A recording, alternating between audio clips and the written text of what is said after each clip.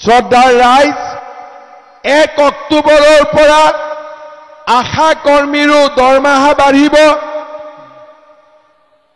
তো আশা কৰ্মী আচ্ছা জীৱিকা সখীটো মই বেলেগ কৰি কম, তই অলপ এতিয়া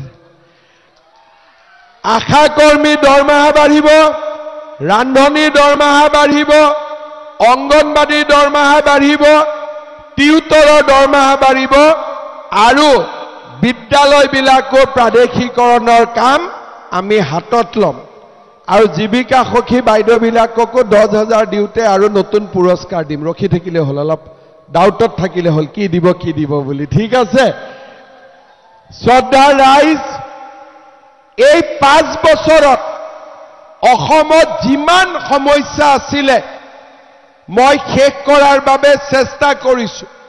কাজিয়া পেচাল নোহোৱা হ'ল, গুলি বাৰুদ বোম নোহোৱা হ'ল, ৰাইজৰ মাজত নিৰাপত্তা আহিলে আৰু আমাৰ অসমখন উন্নতিৰ পথত আগুৱাই গ'ল। শ্ৰদ্ধাৰ ৰাইজ 1 অক্টোবৰৰ পৰা আশা কৰ্মীৰো দৰমহা বাঢ়িব। তো আশা কৰ্মী আচ্ছা জীৱিকা সখীটো মই বেলেগ কৰি কম, তই অলপ এতিয়া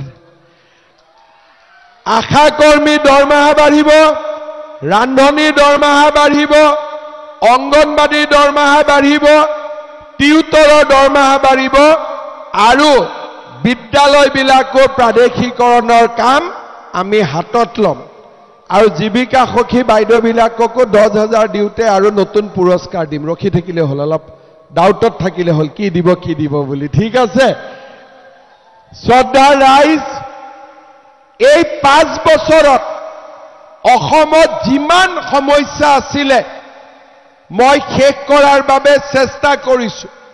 কাজিয়া পেচাল নোহোৱা হ'ল, গুলি বাৰুদ বোম নোহোৱা হ'ল, ৰাইজৰ মাজত নিৰাপত্তা আহিলে আৰু আমাৰ অসমখন উন্নতিৰ পথত আগুৱাই গ'ল।